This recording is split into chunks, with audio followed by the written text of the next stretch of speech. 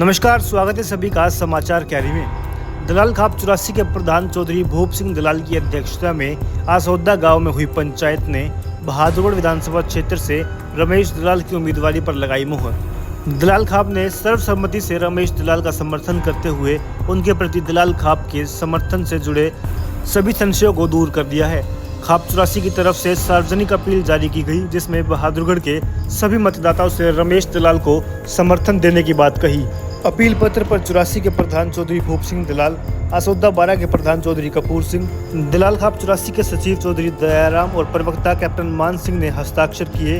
Appeal में कहा गया कि दलाल मान सुहाग देशवाल खत्री छिल्लर चिकारा तहलान दहिया राठी जून व अन्य गोत्र व सभी बिरादरियों व्यापारियों दुकानदारों कर्मचारियों मजदूरों और किसान इत्यादि से निवेदन है कि स्वच्छ राजनीति को बढ़ावा देने के लिए रमेश दलाल को वोट दें। रमेश दलाल जो कल रात बहादुरगढ़ चुनाव में हो रहे धनबल के युद्ध के खिलाफ एक सत्याग्रह पर बैठे और पंचायत के प्रमुख लोगों की अपील को मानते हुए अपना अनशन समाप्त कर दिया। रमेश दलाल ने बताया कि चुनाव में शामिल अन्य 4 उम्मीदवारों के बीच धनबल का युद्ध चल रहा है, जो लोकतंत्र के लिए खतरे की घंटी है।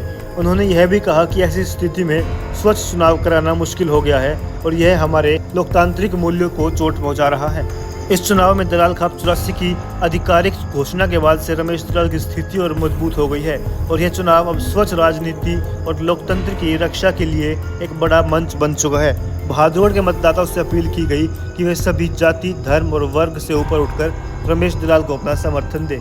मीडिया से बातचीत करते हुए रमेश दलाल ने क्या कहा, आइए आपको सुनाते हैं। आपके दर्शकों को, हरियाणा और देश की जनता को मेरा नमस्कार। सत्याग्रह महात्मा गांधी जी ने इसलिए हमें एक मार्गदर्शन दिया था कि बुराई के खिलाफ लड़ना। मैं किसी एक गांव या उसको जगाने के लिए नहीं बैठा हूं। अपने बहादुर में जो चुनाव है वो खरीदारी की तरफ चला गया। मंडी बना दिया बहादुर की विधानसभा को। एक उम्मीदवार ने 3000 में शुरू किया तो दूसरे ने 5000 में शुरू किया और तीसरा एक और पार्टी का है, उसने 10,000 में ही शुरू कर दिया और चौथा उम्मीदवार ग्रुप को खरीद रहा है। 2 से 3 लाख रुपए ग्रुप के लीडर को देता है कि मेरा नाम न आए और ये काम करो। एक कंपटीशन खरीदने का शुरू हो गया, मंडी बना दिया। ये चुनाव नहीं है, ये खरीद की मंडी बन गई। वैसे ही चुनाव महंगा था, लेकिन 50-50 करोड़ से ऊपर खरीद का मामला पहुंच गया। मैं चुनाव प्रचार मैंने बंद नहीं किया है और प्रशासन को खुद दिखाई नहीं दे रहा क्या? खुलेआम पंपलेट निकले, आप प्रेस वालों को मालूम है, पूरी जनता को मालूम है। ये कोई ऐसा नहीं है कि जी सबूत दो और ये करो। तो प्रशासन की मिली भगत है, तो जो प्रशासन मिली भगत में शामिल हो उससे क्या गुहार रमेश दलाल लगाए। इसलिए रमेश दलाल सिर्फ महात्मा गांधी जी के रास्ते पे एक सत्याग्रह कर रहा है, पूरे बहादुर की जनता को जगाने का, कि इससे अपराध बढ़ेंगे। जो बहादुर को मंडी बना दिया, सारे के सारे जो अपराधी हैं उनकी साठगांठ पहले से ही है और इसलिए जो फिरौती की बात है या जो धमकी की है, जो उगाही की जाती है, वो और ज्यादा बढ़ेगी। वो इसलिए बढ़ेगी, जो इतना पैसा लगा रहे हैं तो इन्हीं के माध्यम से वो वसूली करेंगे और अपराध को बढ़ावा देंगे। कई प्लाट पे कब्जे होंगे, कई दुकानों को सस्ते रेट में उनको कम पैसे देकर उनको अपने नाम करवाया जाएगा और कहीं पर लूटपाट भी होगी। और सरकार का तो ऐसा कुछ है नहीं कि जिन्होंने पहले काम करवाए हो उनसे विकास करवाया हो।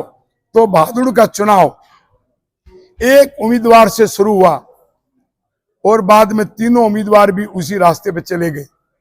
इसलिए रमेश दलाल जनता से सत्याग्रह से प्रार्थना कर रहा है कि अब जनता आगे आए और मैं ये नहीं कह रहा कि मुझे जिताए, जो उनको अच्छा लगे उम्मीदवार वो जिताए, लेकिन खरीद फोक्त को सबक जरूर सिखाना चाहिए।